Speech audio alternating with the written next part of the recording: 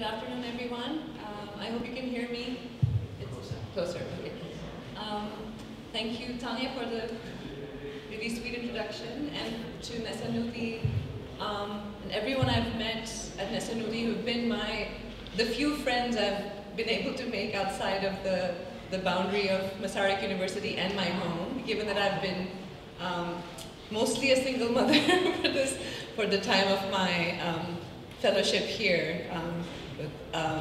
My husband is finally now back, of course, when I'm closing up, and we'll go home in a couple of weeks. But it's really been a great sense of support to be able to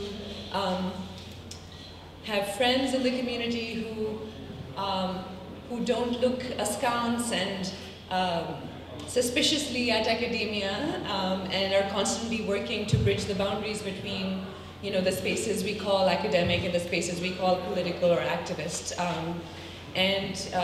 So I think that's been, if there's one thing in my life that I know to do, is to be in between spaces. I think I know that better than I know most things. And one of those ways that, and one of those intersections is always the intersection between thought and practice, and of course connected by the word feeling that doesn't often come up when we talk about politics or activism in really instrumental ways. But I think I want to give a nod here to not only to the academic spaces I live in, but to the classroom as a specific kind of place where more things happen than people give it credit for. And especially that's one of the things I feel like I've been trying to do here in a large university as compared to a small college where I get to be with students very closely, is that to break the divide between research and teaching and to kind of recover the mode of the educator as something that isn't merely either practical or just a part of our professional requirements. And I think that that's something I carry within my heart from as long as I know. And to that, for that reason, I have to sort of pay tribute to my students, former and current, who are here with me, without whom thinking is sort of useless, fundamentally. And also to Hikrosa Collective, which is our way of creating a para-academic space where we live with each other and commune with each other and think and feel with each other outside of the classroom, usually understood, and trying to make a future for ourselves as thinking, feeling beings wherever we go. So when we move through our workshop today, you will see some gestures to that in the activity we will do together. So I wanted to thank, of course, NESEHNUTÍ, Eva Bartakova, who's actually my student who's made all of this possible for me, Petra, Teresa, and Lucia, and Michaela Rapova is here, and Christina is here, who's been one of the most basic translators in more way than one of this space for me. And then my students from Bard College at Simon's Rock, and also now my comrades in Hikrosa, Colin Eubank, Nathaniel Madison, Safi Al-Sabai, and Keith Walsh.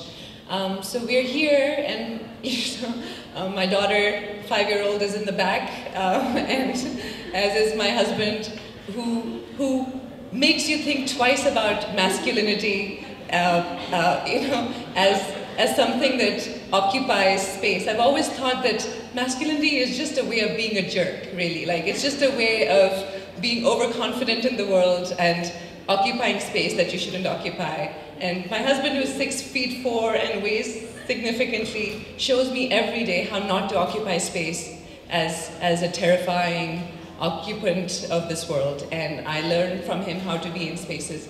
So anyway, I just wanted to say that because the theme of today is community, right? Community not as a place we go to, but as a place we come from, right? As a place we emerge every day one more time to be able to go out in the world and do something. And so in deference to that, the feminist fugue, right? And we'll talk about why it's fugue, but also why it's feminist. But think in mind, I think as we start, it might help to think of the root of the word fugue in fleeing, in the Latin word fugere, which means to be in motion, to flee from places, right? Also, it's also the word that comes in refuge, right? Being able to find another movement. And so I think in gesture to movements, in gesture to our movements, our exits, our entries into spaces, the feminist fugue signifies something of a different kind of politics, and we'll clarify that as we go. Anyway, so that being said, I want to introduce a little bit of myself as someone who, as Sarah Ahmed says, was found by feminism or came to feminism in some way, but I have to confess that I cannot tell you one moment of what that finding is, because we can always tell a story in hindsight of when we became a certain way, but we don't really know that when it's happening to us. I was born in Karachi, Pakistan, in a family that doesn't look like the family, somebody will tell you, of the stereotypes of Pakistani women or Afghani women, you know, or Arab women. I grew up in a family where education was central. If anybody had any resources, all they did was educate their children. And I think that that's my father, who's an avid non-property owning leftist who started the labor movement in Pakistan, basically says that the only thing, if I could do one thing, I would, you know, I've given my daughters the jewelry of education.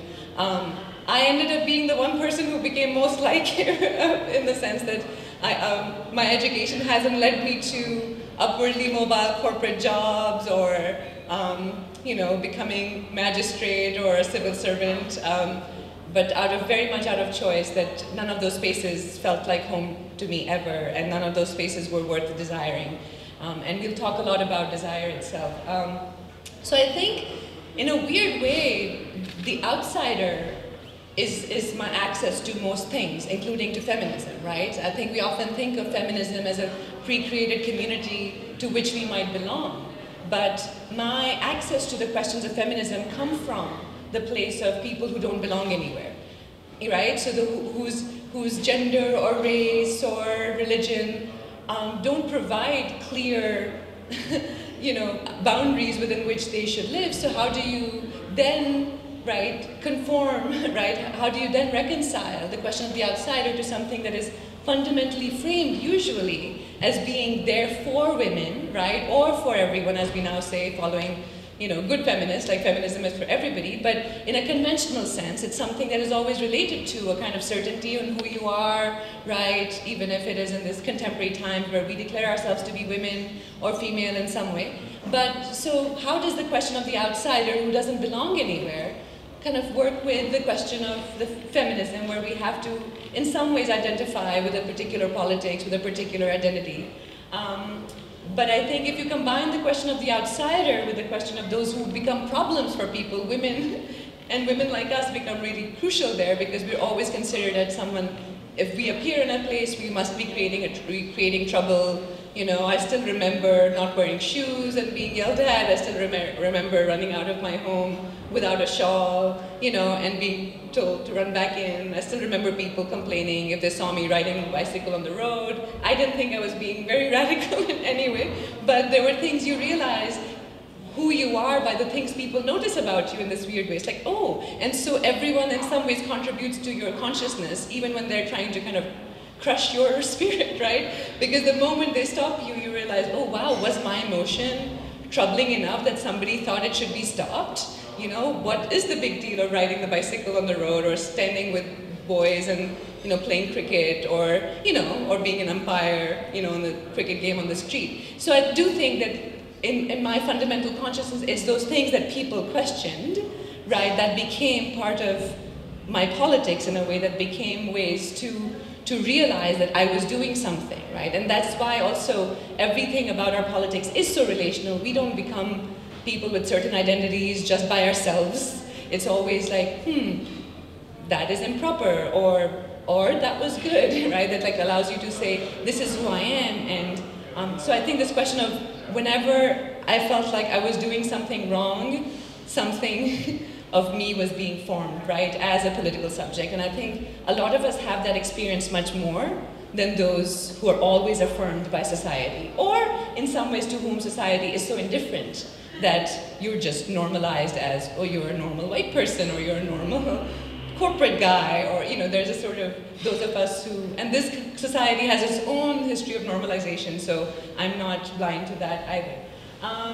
Then this question of desire and attachments. What are we desiring? Who are we as subjects who love, who desire certain things, but also where, again, in this question of thinking about motion, where our desires don't move fluidly and without friction, right? We're always tethered to something, we're always attached to something, right?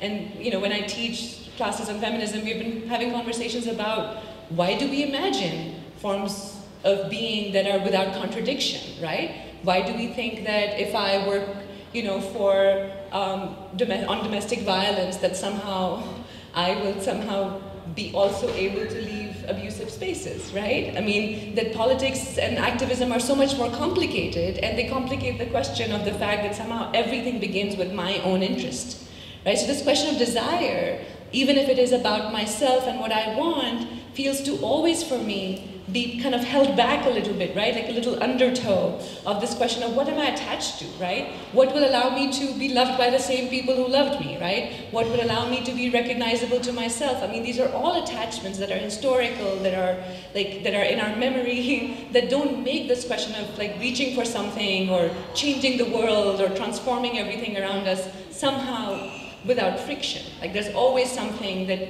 like, you know, a voice that it's not even holding us back. It's just that the motion is much more clunky, right, than we imagine, right? Like how we come to our political consciousness, how we become actors in the world, and how we become capable of certain things. And on the other hand, it's also, I think, for me, so crucial, and this has been so much part of my work, is to think of not only people who rebel in a way that Western society imagines or prescribes breaking of boundaries, but those who act to remove injustice and inequality when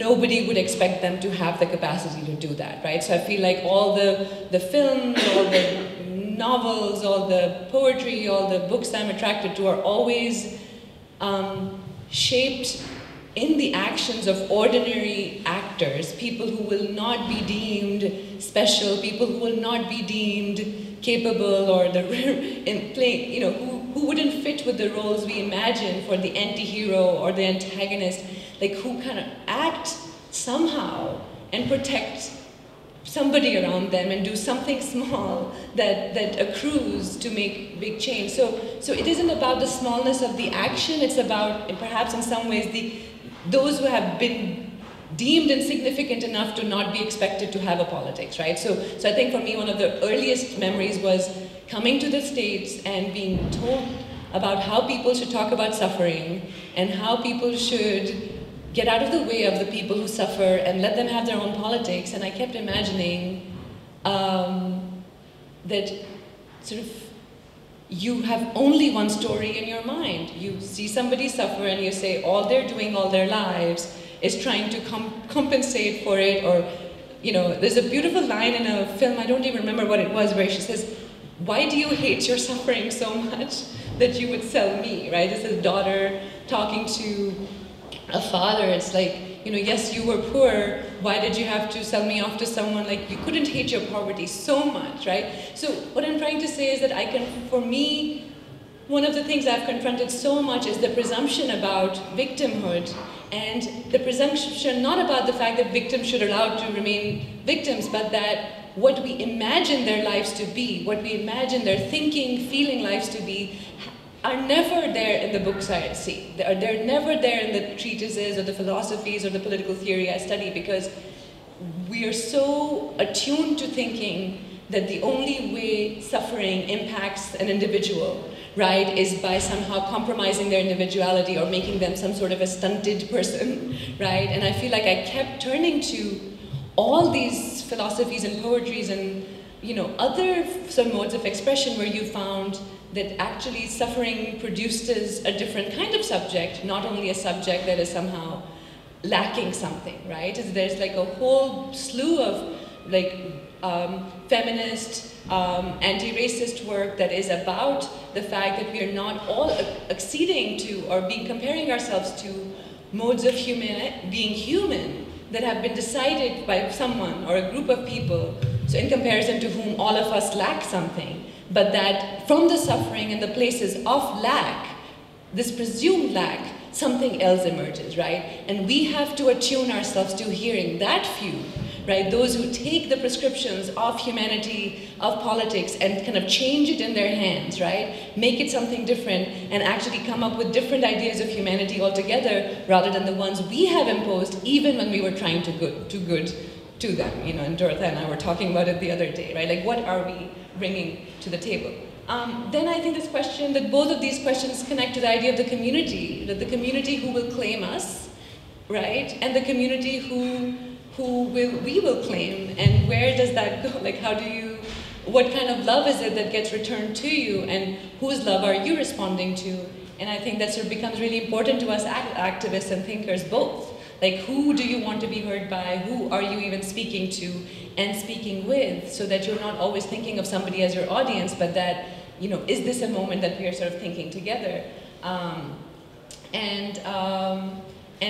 quite often, does our desire for certain kinds of membership in certain communities, even the community of humanity, somehow cost us something, right? And how do we think of moving forward with a form of feminism that somehow can withstand, right, the losses that have incurred to people in the process of wanting to be feminist or wanting to be accepted as correct feminist? Like, I mean, we're talking about bad feminism with Roxane Gay the other day in class, but like, there are ways to claim a different kind of political community that isn't monitored and policed by those who have had the power to police us all this while, even in the name of the victim, right? And I think here, I barely ever talk to our enemies. I don't think about fascists, I don't think about right-wing people. Most of my time is spent thinking of all our friends who will betray us, right? All our friends with whom, you know, we'd like to go to jail with, or, you know, I often tell my students, like, find friends who you can be in prison with. Like, that's what, like, classrooms should produce, those kinds of friendships, right? But that there's something about the cost of desiring some kind of membership or recognition in communities that can actually cost can be a larger cost in the long term for political thought. And it's often the outsider that gets to be kind of further marginalized by the people who say, now we know what feminist action needs to be, or now we know what good anti-racism needs to be, right? And so I think, like, my conversation, at least in my head, whether somebody listens or not, right, is with all of our friends who should be, like, using a moment of crisis to think a bit differently, and are very quickly going back to certainties that they have had about what is right and wrong, and so on. So I do think it's always about, I don't feel like I'm ever in conversation with the ones who will come to kill me. And violence, wanting to be heard.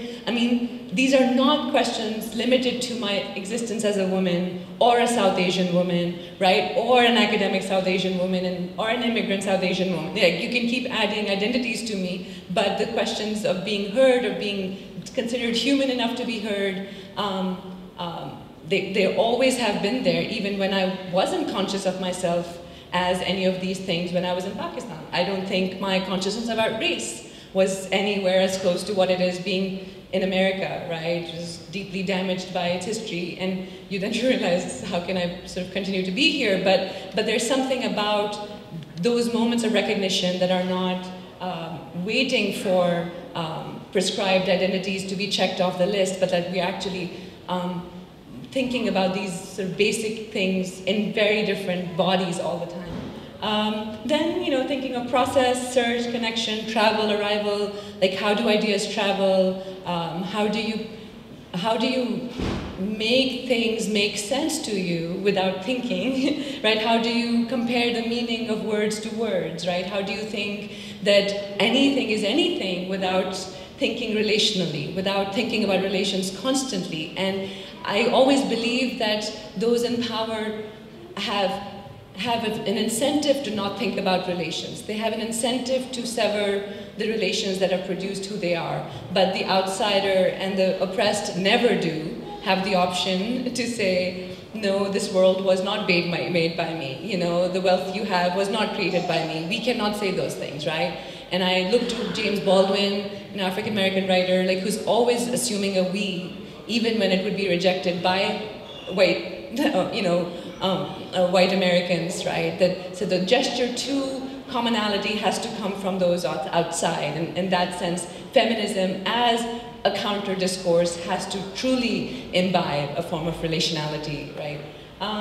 And you know, we'll talk about this question of politics itself, like what politics is, and do feminists have a responsibility to come up with a new idea of politics, or are we trying to basically find a home, right, within the ideological spaces that have already been marked by state, government, policy? We have to work within them, but does that mean we don't have places like NESEHNUTÍ to come back to? Does that mean we don't have, you know, whispers to each other? How do we sustain our complexities and our richness if we're always going to be acceding to, right, an ideal of the state or wanting to be acknowledged as political by someone else? Anyway, so I want to read a quick excerpt from Nadeem Aslam. He's one of my favorite writers. He's a British Asian writer whose feminist politics I really like, but ultimately, and this is not surprising, that I love his feminism because I love his poetics, right? I love how he writes, I love how he learns from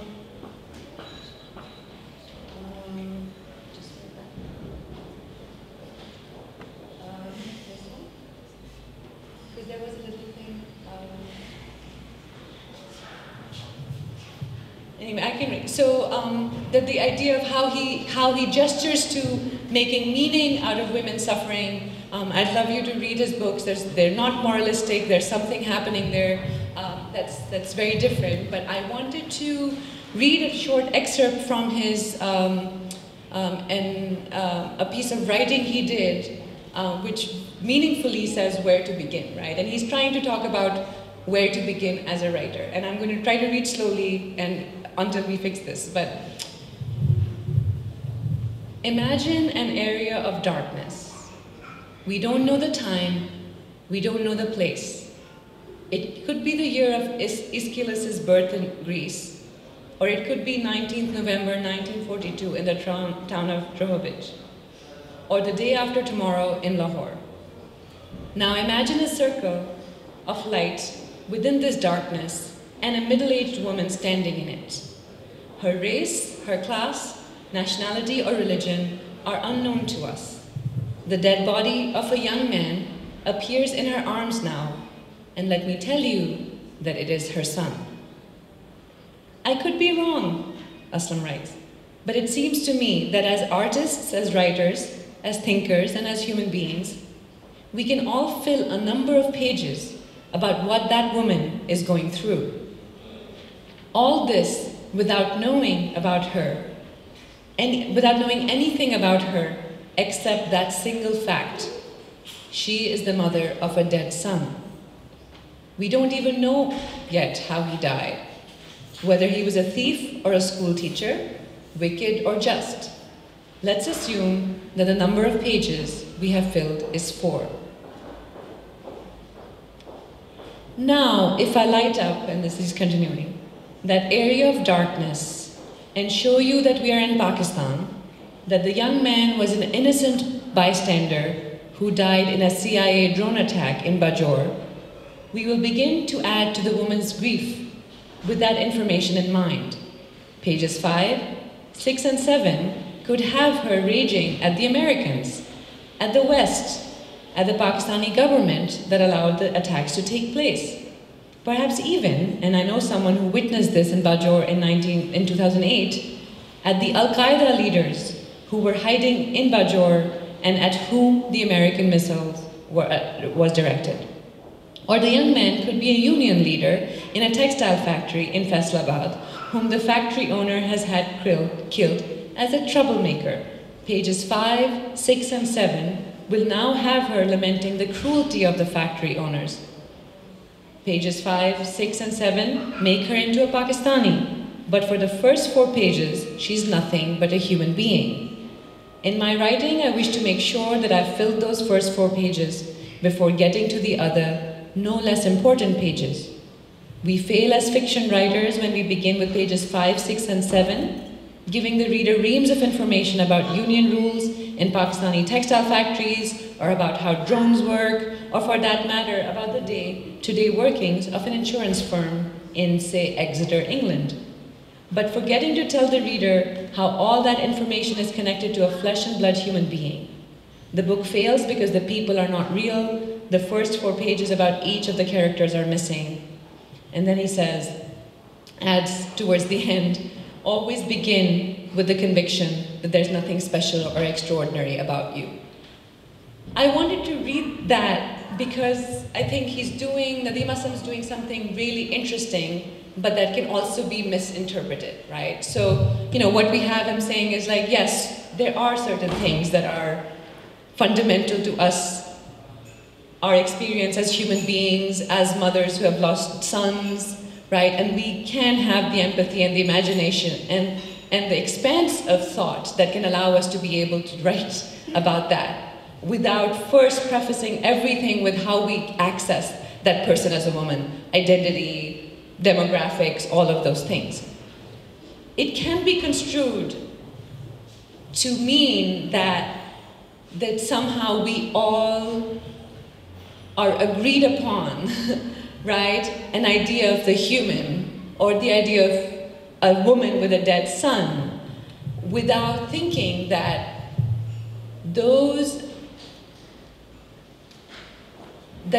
the work to be done to get to that fundamental idea of what it means to be human, or to have to be a woman who has lost a son, comes with a lot of labor, right? It comes from a lot of work of thinking about all those things that will be on pages 6, 7, and 8, but are necessary for us to get to the idea of what it means to be a human being, right? So when we try to think of feminism, for instance, that is feminism for everyone, are we so confident in thinking about what the fundamental starting point, right, what those first 4 pages would be, without actually, right, having to work back to write those first 4 pages, by thinking and listening and being with those details of humanity that somehow wouldn't fit with our ideas of being a woman, right? Wouldn't fit with, because too much harm is done in assuming our confidence in those first 4 pages, right? But it doesn't mean that those first 4 pages don't have to exist. We have to come up with an idea of the woman, the feminine, the human being, but we cannot start with assuming we know that, right? And I think for those of us who are fighting the fight for a rethought feminism, right, that is able to factor in the Palestinian women losing their children, who are able to factor the pain of like being, right, being in any of these places, right, that work is crucial not only to the specificity of, oh, this novel is about a Pakistani woman in Bajor, as much as some work has to be done to turn back, right, bring all those knowledges back to reconstituting our idea of what it means to be a human being, what it means to be a woman, like who is engaged in feminist thought and action, right? So I hope it's not too complex of an argument or a point I'm trying to make. What I'm trying to say is that our assumptions about what is general and universalizable to all of us have to be worked back toward.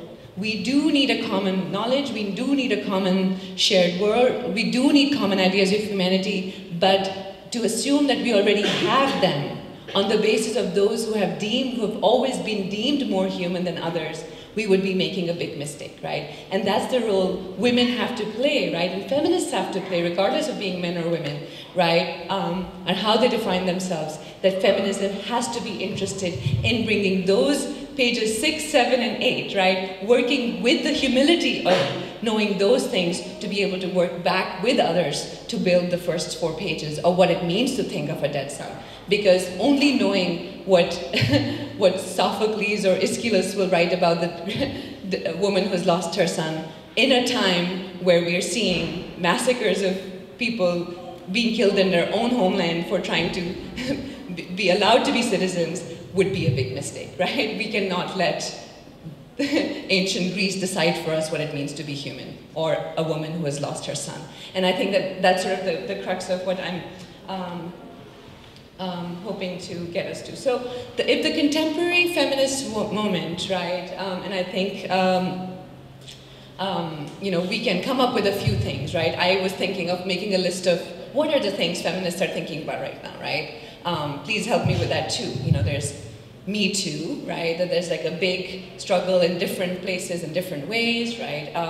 In academia, outside academia, all of these places, I often think about the demand for solidarity, right? But how much, like across racial lines, across class lines that happen around questions of Me Too as well, that are always shaped by a history of being betrayed, right? A history of being overlooked when time came, right, for certain people to benefit from the end of a particular crisis, right? So, so solidarity, the call for solidarity in the context of a history of not trustable relations, right? Things that have gone bad between, you know, through the second wave and third wave, between, you know, feminism understood now as white feminism versus transnational feminists or third world feminists, or black feminism, I think is an important thing, at least for a lot of people I work with.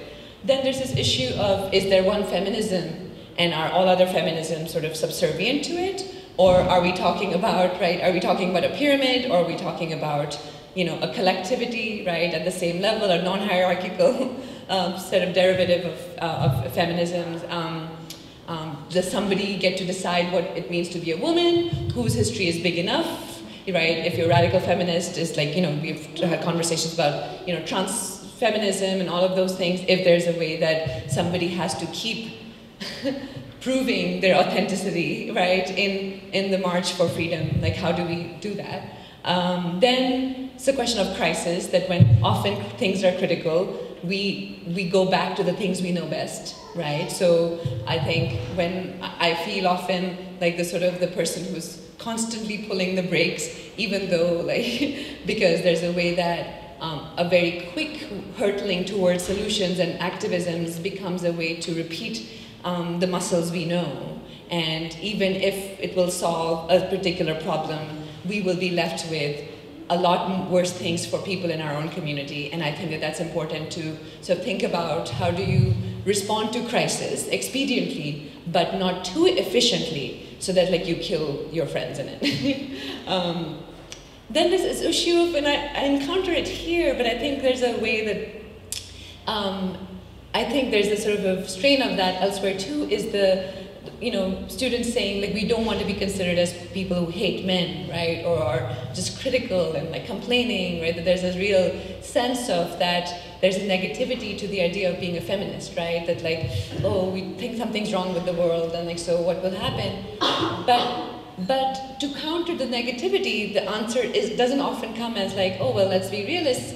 It becomes often, and I think like, and I'm a pretty sort of capable of joy type of person, but the question of the fact that the negative has only to be responded with like clawing affirmation and positivity also exhausts me, because I often know who has to always keep doing that work, right? Like we know as women how much comfort we're always expected to produce, how much, right? And then whenever one takes a step, right? And I know that, like when I feel I've made a mistake, I over-explain. Like I'm, you know, my own book, I'm always thinking of who's going to critique me, and so you're always quickly becoming defensive and like, why am I doing that? So, but you're always, and this is where I feel really like that it's actually not men who are always doing it. A lot of it is our friends who tell you like, oh, be positive, or like there's a new turn to positive psychology, which is very like popular in America, but like for me, it like sort of is reminiscent of a kind of new age affirmation that has roots in a form of denial of race experience, right? And then that becomes sort of that place to be. So I think this fake opposition between positive and negative feels really crucial to feminists who are trying to build a world that hasn't existed. So how do you build something, right, with scarce resources, as everybody will tell you, right? like all our friends tell us, things are really scarce, right? Let's not distribute the pie. And so when you want to say, no, that things are not scarce, they hate you. But then you say, things are scarce, so we have to cross out some things, right? You have to give up something. Then that's also problematic, right? So how do we think of positivity and negativity in a different way, right? And then the question of the possibility of commonality. And so these impasses, right, there are ways we have to move forward. How do we do that? So there are a few options, right? Get the work done, right? Get the work done, like speak in the way the ground guys want you to speak, we'll get it done. You know, things will happen. We have to do that. Some of us have no choice but to do it.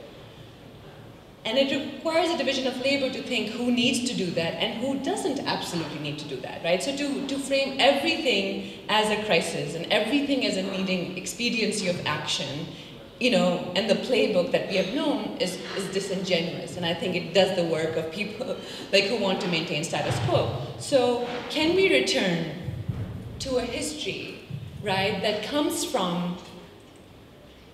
Okay, so let's put it this way. So I wrote, return to the history to write ourselves back in it, so a different future is possible, right? So we are subjects, and I'm assuming we're all feminist or with progressive people in some way, that like we identify, we know who our enemy is, even if we don't know who our friends are, right? Like sometimes, or the other way around.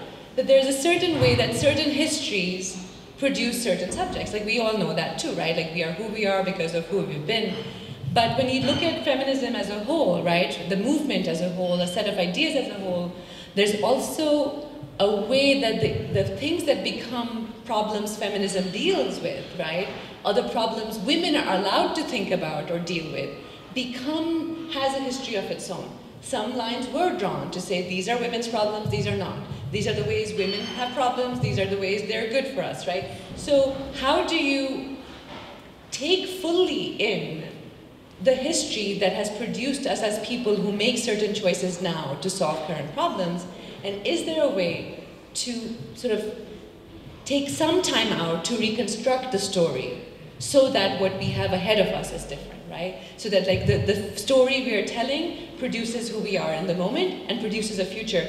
But is there a way to take pieces of that same history and make a different composition, a different fugue out of it, so that what we are able to say, what we are able to counter is possible in our own politics? Like we don't have to look to an ideological leader to do that. Like we don't have to look to the final thought thinking about feminism, right? Or, and so when we are thinking of problems to solve, I often think of like how many books, especially mathematics books, talk about problems and solutions, right? But they're also questions and solutions, right? So if we are thinking of solutions, can we, of course, think about problems, but we can also think about the questions that are there that we are trying to solve, right? In this way that we're trying to solve a math problem. So is there a way that those questions, we can go back to thinking of them a little bit differently? So just to summarize, and I'll move through this quickly, we've inherited a history that we could not have written. Many of us had no role. And often the history that we inherit as the history of feminism has explicitly excluded, if not erased, voices that were saying many of those things, right, in order to have a unified narrative of what it means to be a feminist, right? And you know, when I teach the history of feminism and we move through the periodization of feminism as first wave, second wave, third wave, what we're also doing is setting up a very neat story that assumes that certain things were thought of only by certain people at certain times, whereas when you go back to the history, the beginning of feminism, and you see the root of women's suffrage movements and abolitionist movements, right, where women's struggles were fundamentally connected to the struggles against race, at least in America, and struggles for labor, at least in the UK, what happened for those things to then be purified and excluded from the history of feminism to then say, oh, then we came to a point in 1980 where people started to say, oh, look, your feminism is too white, or your feminism is too monolithic, where work had to have been done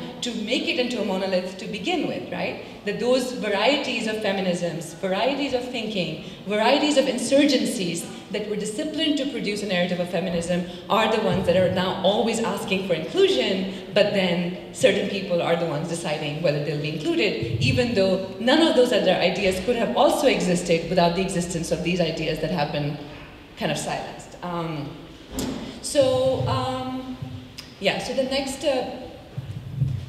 we're going to move to the fugue. So I just want you to think, just another way of framing this question of history is Beauvoir's very famous quote, "One is not born, rather becomes a woman." And it's of course, The Second Sex, a classic feminist text that everybody should read. And if you don't have time to read it, please watch her interview. She's brilliant and amazing, and we learn a lot. I am trying to reread this quote, right? This is sort of my own contribution to the fugue I'm trying to build, is to return to this quote, not to only think about woman, right, as an identity or as a biological being, right, but as the subject of political feminism, right? Who are we to be, how have we become the particular bearers of feminist thought and credentials today, right? And how can we reread the history and kind of go back to it and re-ornament it and kind of create it and give it new meaning in order that different futures are possible. So if we have become certain kinds of women, certain kinds of feminists, what is ahead of us? That couldn't be sort of the end of the story. 100 people here are more musicians than I am, but in my very layperson's ideas, the fugue appeals to me. Of course, I told you already about the meaning of the roots in fugere and fleeing and the connection to refuge and the refugee, which is always on my mind.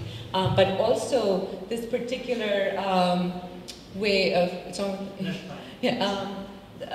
the metaphor is a kind of a structure, a way of composing music and putting together melodies that doesn't conform to a structure, but is actually sort of composed through multiple voices, through voices that are that begin where something else ends, right? And are trying in their own way to approximate a subject, but in some ways you may also only know at the end what the subject of the fugue was, right? So if you're always the one holding, the banner to say, write a line, write a note that conforms to X, right? That's a very different way of imposing a structure on things, but a fugue might be, because it's always in conversation with something that has gone before. There's a way that you're not giving up with the history, but you're also composing something new and more free and able to flee. So motion, thinking of these words, motion, imitation, repetition, composition, refuge, instead of the idea of a structure where the structure of music and its experience has been predefined. So the feminist fugue then, this is my contribution, right, is the feminist method of composing politics is the fugal equivalent or counterpoint to ideology as structure, right? So if in terms of thinking about feminism and the label of feminist, right, it's really crucial not to let somebody else decide for you what that means, right? So willy-nilly, when the word feminist is used derogatively, right, is that the right word? Derogatorily, right? It means that you're being placed within a structure of ideology, right, where the pattern and the arrangement of your thought and action have already been determined, right? So ideologies did always exist, right? It's a very modern phenomenon. It's a way, thinkers in the modern Enlightenment era started to think about how critique and vision and strategy for politics had to be connected to each other, right? So there's always a flow implicit in the word ideology and a structure that is always controlling, right, what the relations between these things are. But if we are trying to propose a politics, right, a kind of political method that counters the hold of ideology, right, and everybody who wields ideology as a banner in your face, our response is to not even look at them. I just feel like the point is to kind of look away and produce something of our own, right? This question of, can we produce a fugue out of these ideological structures that have been imposed on us, so that you were just like, in some ways, disorienting the ideologues, right? Actually saying, but I'm not even talking about that, or I'm not even talking to you most of the time. And then following that, and this also is a counter to the ideologues, is the feminist fugue does not have feminism as its subject, right? It's not always trying to explain feminism. It's not always trying to defend its use. But it can be about any number of things. And then we'll talk about that, right? What that is. That if it is literally a method of composing meaning, then who decides that we have to always keep harping on, right? Literally riffing on feminism as the thing that we have to either defend or be offended by. Handouts that we will distribute now, which would be sort of helpful just for people as I sort of end my speaking part here. But this is some of the work I did to put together a feminist fugue of my own. These are not theses for politics, but they're certainly motifs. I tried to compose something out of it, but so I'm just going to read it for you, and then we can discuss it. When you have it in your hand. Many of these are cautionary. Many of these are dealing with the history of feminism in terms of race and class and nationality. So if it is indeed the present that calls on us, then we have to think of other presents inhabiting this present and what histories have led us here, right? If it is indeed a response to the marginalized, then we have to take into account the many excluded ways of inhabiting time and space that may suggest a future different from what we have been imagining. If it is indeed a crisis to which we respond, then we have to do some hard work to resist the temptation to act as agents of order who are constantly trying to tether the movements to a new center. If it is indeed about doing right by a history of victimhood and violence, then we have to also take into account a history of betrayals. If it is indeed about finding common ground, then it has to be based on something more than the confidence of knowing how another is like us. Right?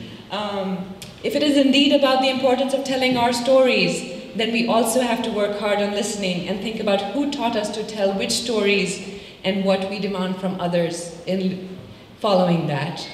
If it is indeed about wanting to shape our own destinies, then we have to think of the grounds on which the world we desire becomes possible. If it is indeed about righting the wrongs, then we better begin by believing those who have something to say rather than asking why in a way that disbelieves them. And here I'm thinking specifically of Me Too, but all the emphasis on trying to verify the stories of victims rather than beginning with believing them. If it is indeed about finding solutions, then we have to think not only of problems, but of the questions as well, including which problems are women's problems and for whom a woman is problem. If it is indeed about love, then we must ask who and what we are desiring and who we allow to desire us. And here I'm explicitly thinking about the state and governments that try to lure the feminist movement right away from an intersectional feminism, especially for me in my work mid-19th century in the United States around the Civil War, where the state became the object of courtship for the feminist movement, and they've basically betrayed anti-slavery movements in order to find a very limited kind of freedom within the bounds of the state. So there was a serious betrayal. If it is indeed about building, then whose lives will those institutions make possible, and whose lands and labor will it be built on or next to? Those are some things that we can think about. And I will end this section with a little quote from Helen Sisu, who does say something to this question of motion and movement. And so when you have lost everything, no more roads, no direction, no fixed signs, no ground, no thoughts able to resist other thoughts, when you're lost beside yourself and you continue getting lost, when you become the panicky movement of getting lost, then that's when where you are unwoven, weft, flesh that lets strangeness come through, defenseless being without resistance, without baton, without skin, inundated with otherness. It's in these breathless times that writings traverse you, songs of an unheard of purity flow through you, addressed to no one. They well up, surge forth from the throats of your unknown inhabitants, those other cries that death and life hurl in their combat.